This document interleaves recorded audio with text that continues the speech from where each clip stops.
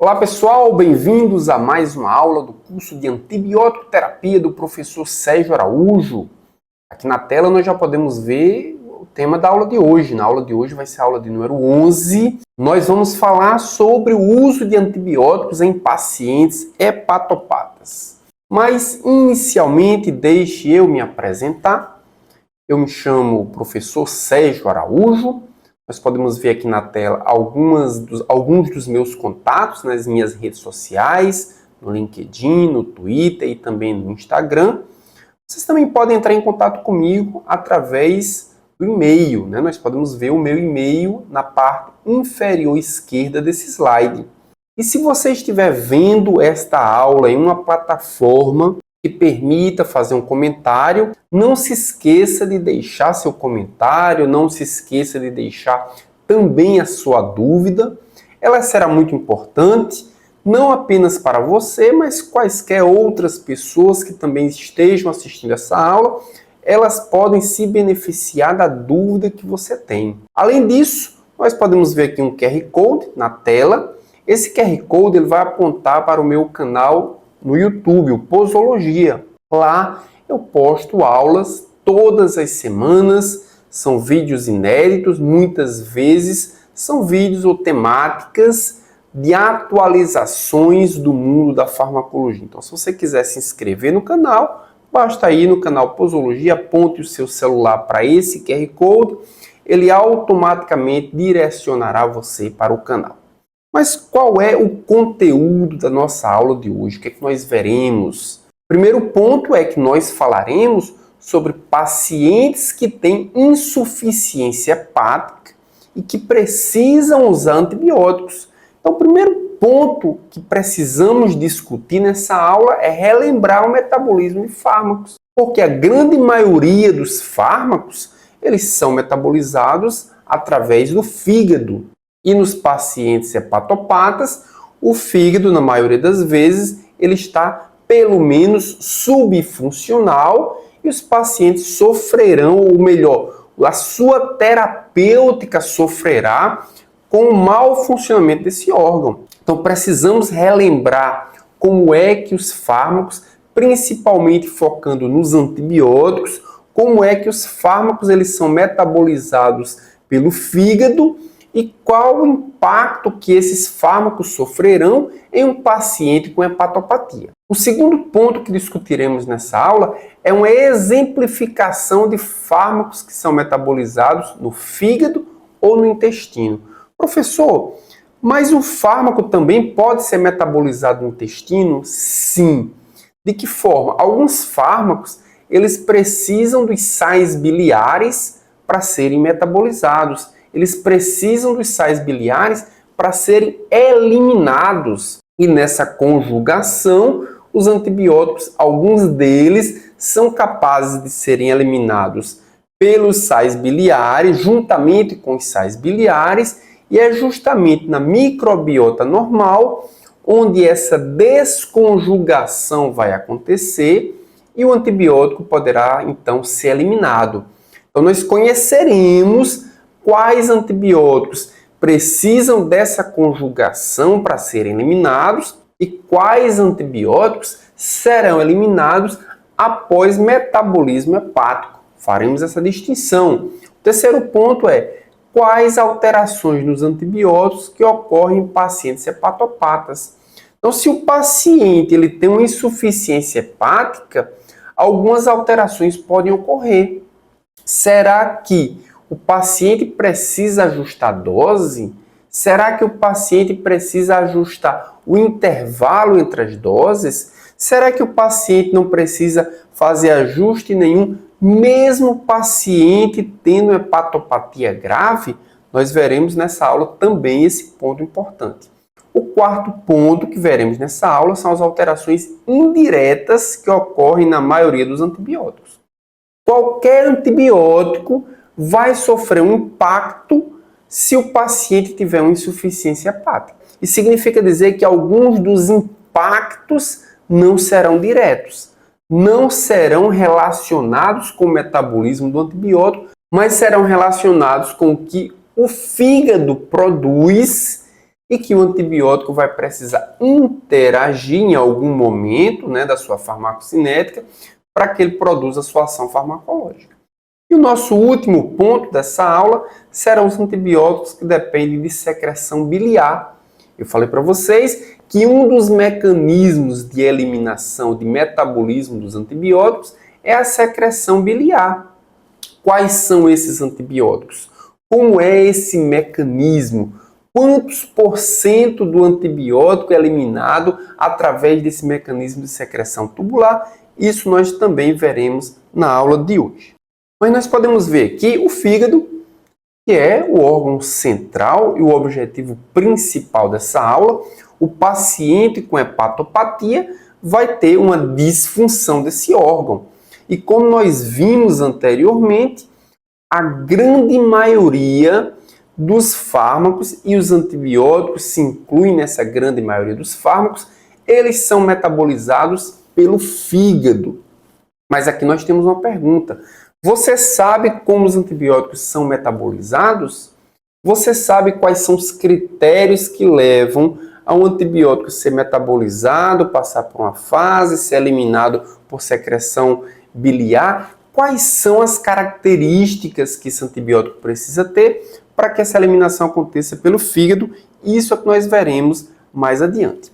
Mas, inicialmente, nós precisamos entender que o fígado ele começa a metabolizar os antibióticos lá no início, quando o antibiótico é administrado por via oral, ele vai passar inicialmente pelo fígado através da circulação porta.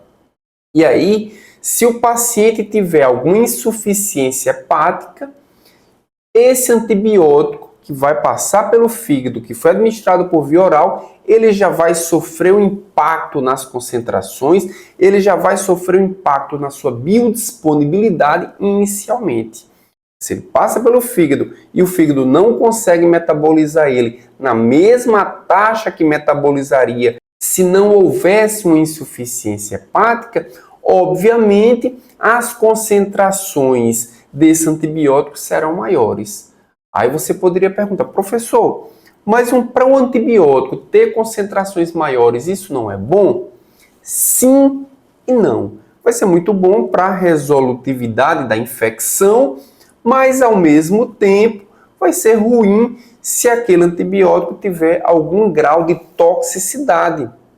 E a grande maioria dos antibióticos tem algum grau de toxicidade. Vamos imaginar que seja um antibiótico hepatotóxico. Se o paciente já tem uma insuficiência hepática e é administrado para ele um antibiótico hepatotóxico, as suas elevadas concentrações iniciais podem agravar ainda mais o estado de saúde desse paciente. Mas vejam só, o antibiótico ele vai chegar inicialmente no fígado, ele vai ser distribuído e ele vai voltar ao fígado para ser metabolizado posteriormente.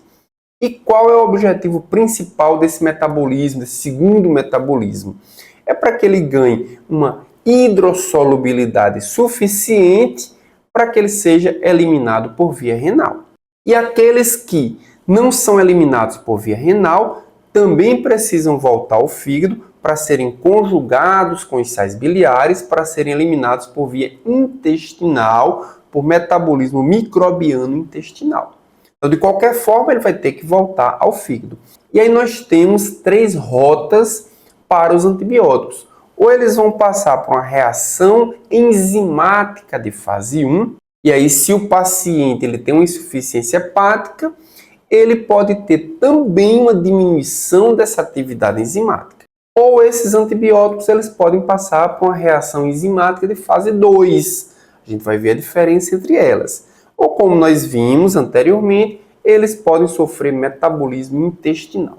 Vamos falar sobre cada um desses pontos, dessas rotas, para que os antibióticos possam ser discutidos integralmente com relação ao seu metabolismo. Falamos inicialmente sobre as reações de fase 1.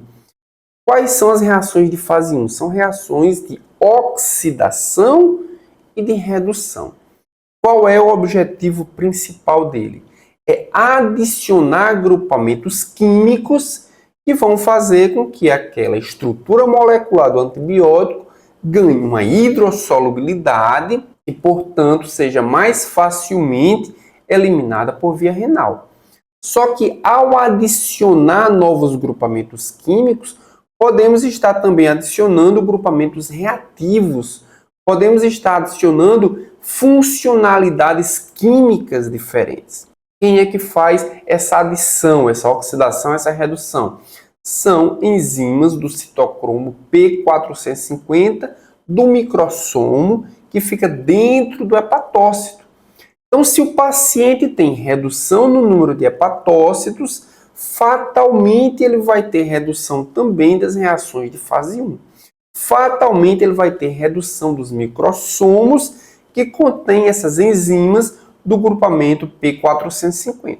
E aí, essas enzimas, como eu falei anteriormente, elas vão adicionar grupos polarizados, eles vão polarizar a célula, modificando a estrutura química do fármaco, e essa estrutura química do fármaco vai ganhar uma hidrossolubilidade para que seja eliminado, ou vai ganhar grupos reativos para que ele possa ser conjugado com outras moléculas mais hidrossolúveis.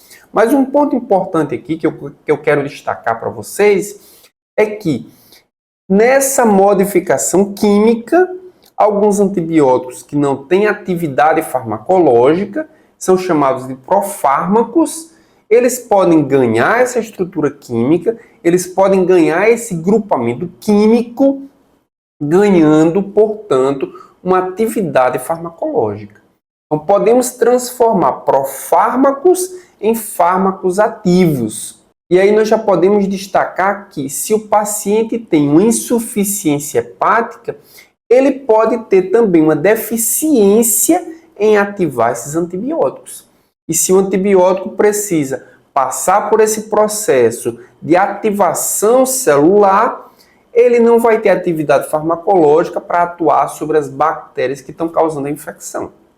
Então, para esse tipo de antibiótico, o paciente necessariamente vai ter uma dificuldade em tratar a infecção, porque o antibiótico simplesmente não consegue ser ativado, porque as enzimas microsomais, elas estão em número ou em atividade deficiente.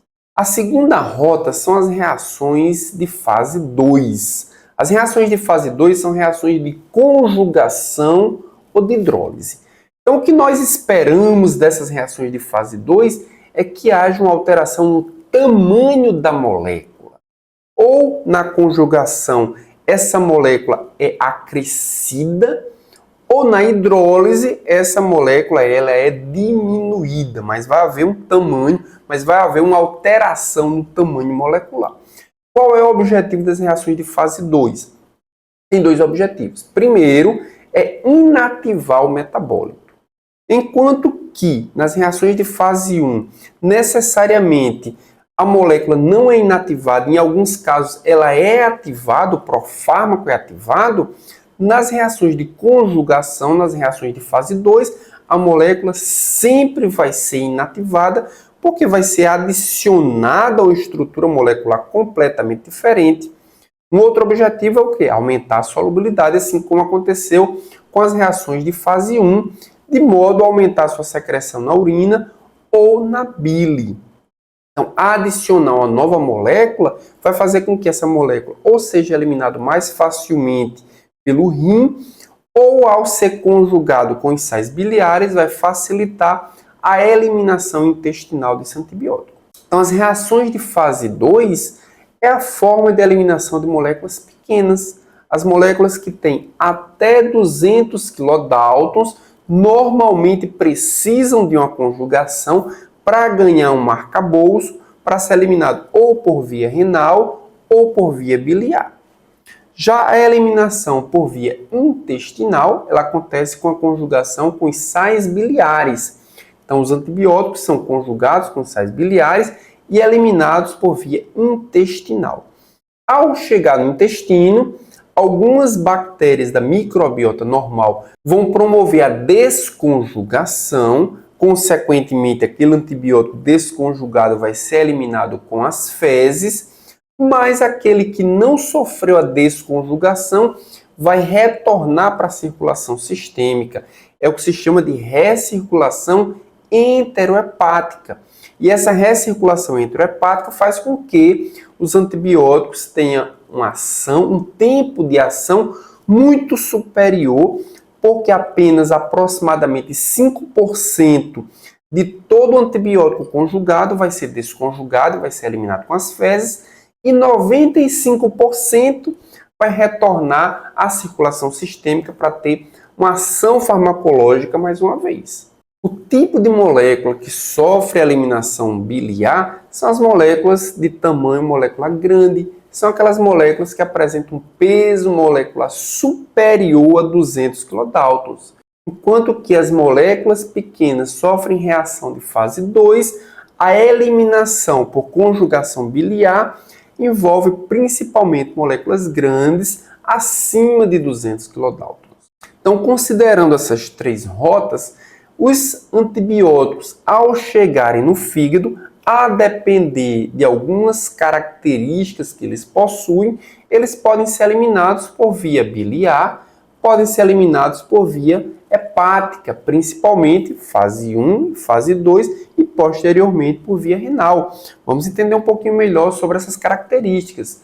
Então, quais são os antibióticos que dependem significativamente da excreção biliar? Rifampicina, os macrolídeos e as lincosaminas. E o que é que isso significa?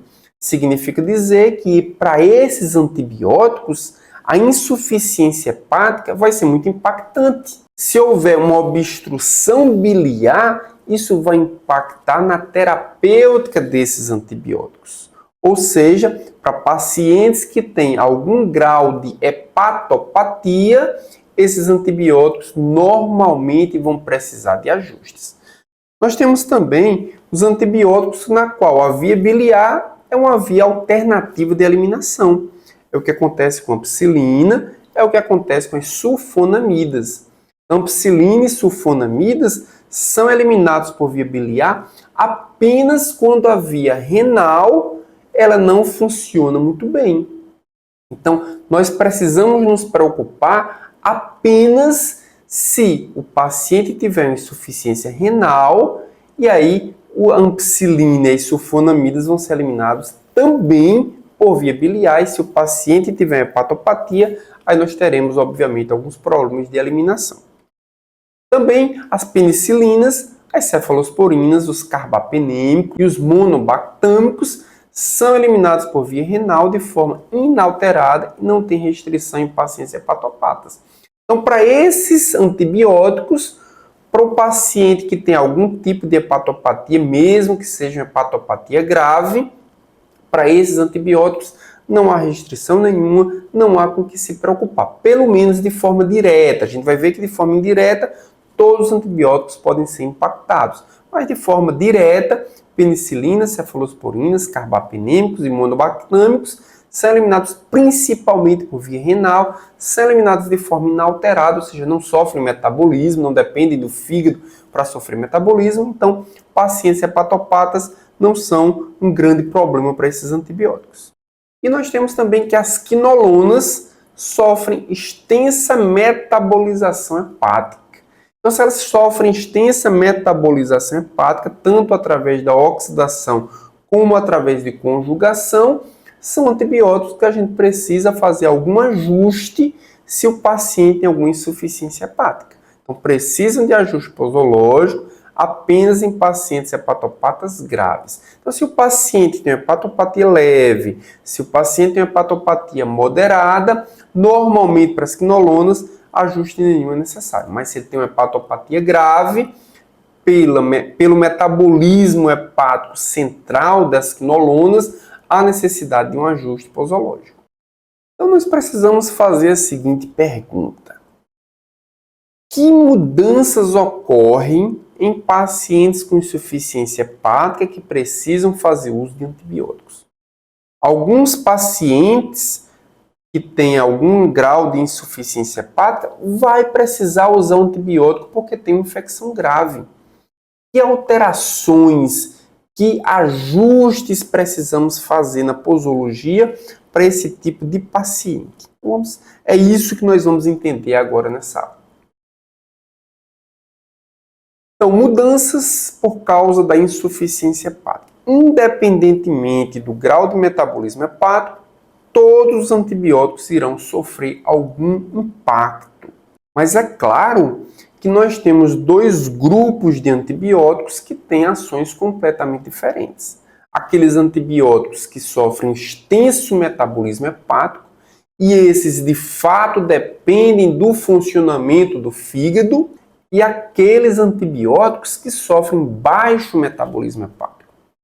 Isso significa dizer que esses que sofrem baixo metabolismo hepático não vão sofrer nenhum tipo de ajuste porque não dependem do metabolismo hepático de jeito nenhum. Como eu falei lá no início, todos dependem em algum grau do fígado, mas eles vão depender do funcionamento indireto do fígado. Nós podemos ver algumas funcionalidades que são importantes para pensarmos em pacientes que estão fazendo uso de antibióticos. Diminuição da absorção.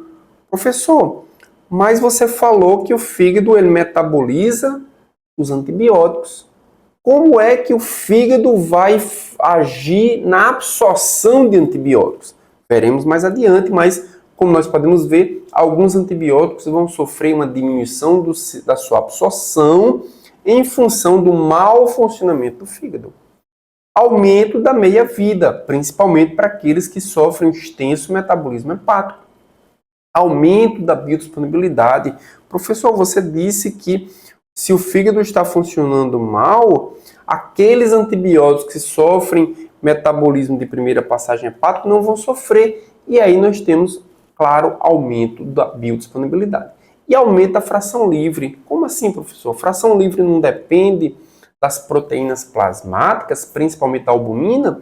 E quem é que sintetiza a albumina? Quem sintetiza a albumina é o fígado. Se o paciente tem uma insuficiência hepática, nós temos uma síntese menor da albumina, consequentemente aumenta a fração livre.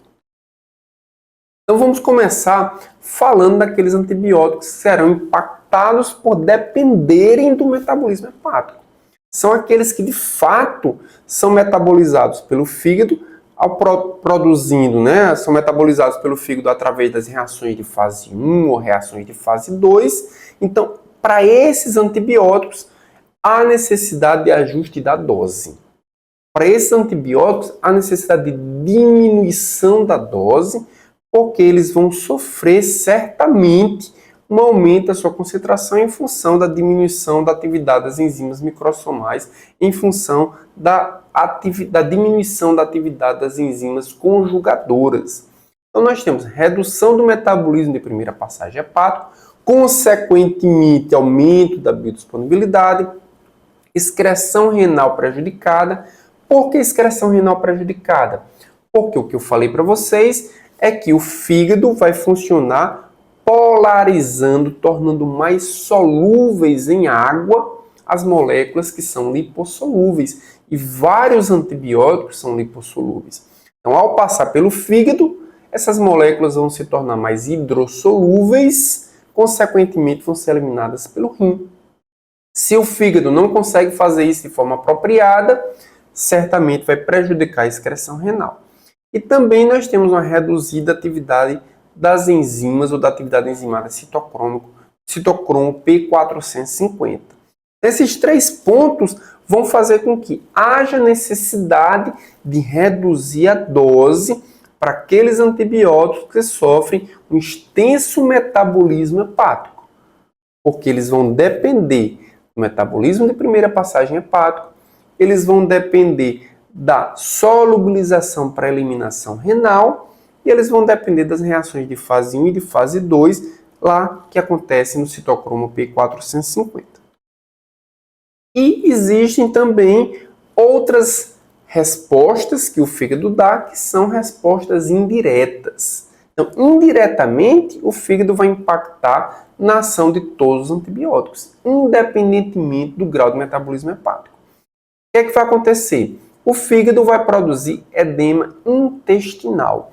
Por que que o fígado produz edema intestinal, ou seja, aumento do volume plasmático fora do vaso sanguíneo, ou seja, tecidual. Isso acontece porque quem mantém o plasma dentro do vaso sanguíneo são as proteínas. Mas o fígado, em mau funcionamento, vai produzir, vai sintetizar poucas proteínas. Consequentemente, vai haver edema generalizado e um dos locais onde esse edema vai ocorrer é no intestino. Mas o intestino é o principal local de absorção dos antibióticos. Isso significa dizer que se houver uma camada extra, que é essa camada de líquido, entre as camadas, entre as barreiras celulares, isso vai dificultar ainda mais a absorção de antibióticos. Como eu falei lá no início, vários antibióticos vão ter sua absorção diminuída pela formação do edema intestinal. Nós temos também a CIT. A CIT pode aumentar o tempo de meia-vida de alguns antibióticos que são hidrossolúveis. Por quê? Porque esses antibióticos vão ficar retidos no líquido acítico. Então, no líquido acítico, esses antibióticos vão ficar retidos, vão aumentar o tempo de meia-vida. Para algumas infecções, isso pode ser, inclusive, pertinente. Para algumas infecções, isso pode ser, inclusive, desejado. Então, nós vamos ver alguns antibióticos que podem e devem e são melhor utilizados se o paciente tiver uma infecção durante o período acítico. E como nós vimos, como eu falei anteriormente, a hipoalbuminemia vai aumentar a fração livre, porque a síntese menor de albumina vai diminuir a capacidade do antibiótico se ligar a essa albumina, consequentemente aumentando a fração livre, consequentemente aumentando a ação farmacológica do antibiótico. Não só a ação farmacológica, mas as ações tóxicas também. Então são 3 efeitos, o edema intestinal, a CIT e a hipoalbuminemia, são efeitos causados pela insuficiência hepática e, consequentemente, vão trazer impacto para todos os antibióticos. Então, em função disso causar um impacto para todos os antibióticos, a gente vai detalhar um pouco mais cada um deles, né? Hipoalbuminemia, a CIT e também o edema intestinal. Começando aqui pela hipoalbuminemia. Para quais antibióticos isso vai impactar? Principalmente para os antibióticos que vão ter uma capacidade de ligação maior à albumina plasmática. É, por exemplo, a ceftriaxona. 83 a 96% de todas as moléculas plasmáticas estão ligadas à albumina. Certamente, diminuição da albumina vai impactar na fração livre desse antibiótico. Flucloxacilina também, 95%. Ertapenem, 85 a 95%.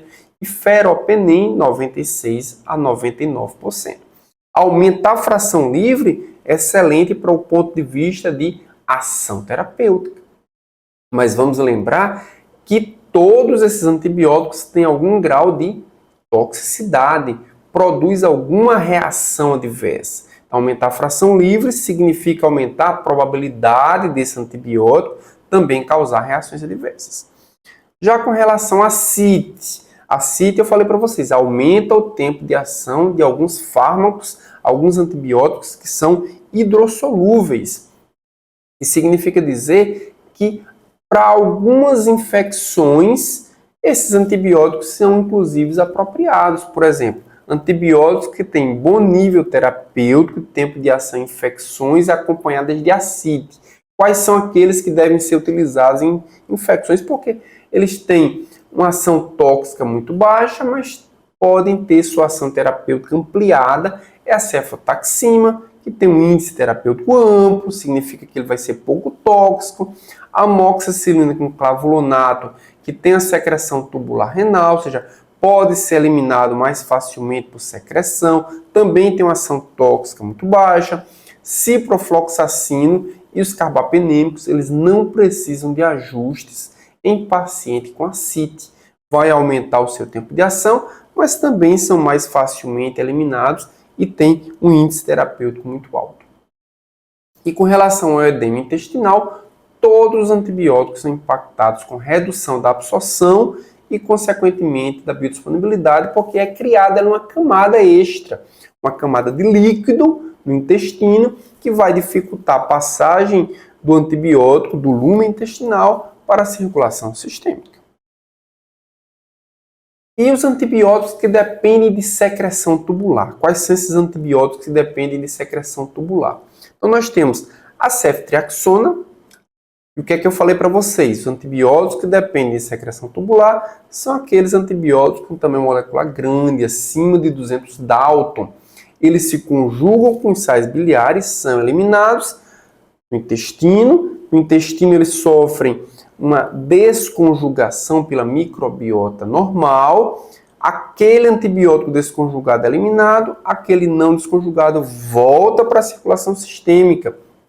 Veja que a ceftriaxona, 40% das moléculas de ceftriaxona se conjugam com os sais biliares na sua forma ativa e ela pode ainda causar cólica biliar. Tetraciclina, 40% são eliminadas pela bile. Veja que a doxaciclina é uma tetraciclina, mas que tem um índice de ligação aos sais biliares bem superior. 90% delas são eliminadas pelas fezes. As tetraciclinas, por dependerem tanto da conjugação biliar, elas são contraindicadas em pacientes hepatopatas. Temos também a eritromicina, 95 a 98% da eritromicina são eliminadas pelas sais biliares também. Também são contraindicados em hepatopatas. E a lincomicina é eliminada principalmente pela bile, também evitar o uso em pacientes hepatopatas. Então vejam que se o antibiótico depende muito da conjugação com os sais biliares, da eliminação intestinal, o uso dele em pacientes hepatopatas é contraindicado. Por quê? Porque eles não vão conseguir ser eliminados, principalmente se esses antibióticos têm algum grau de toxicidade. Utilizar em pacientes que não vão conseguir eliminar completamente pode ser um erro.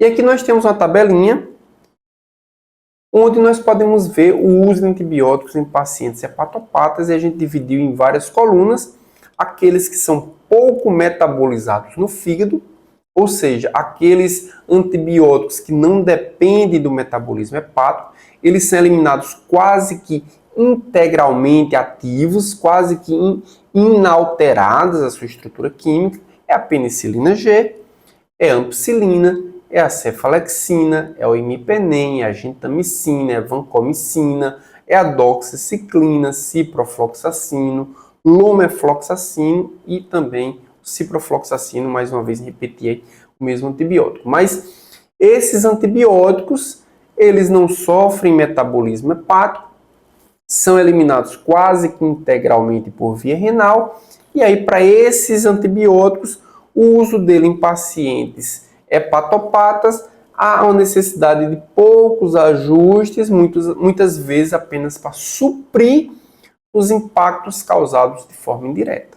Nós temos também os antibióticos que são metabolizados no fígado, mas não precisam de ajustes. O metabolismo é muito sutil. É o que acontece com a oxaciclina, com a claritromicina, com o levofloxacino, com a astreonam, com roxitromicina, com a azitromicina, cefalotina, ceftriaxona e moxifloxacina.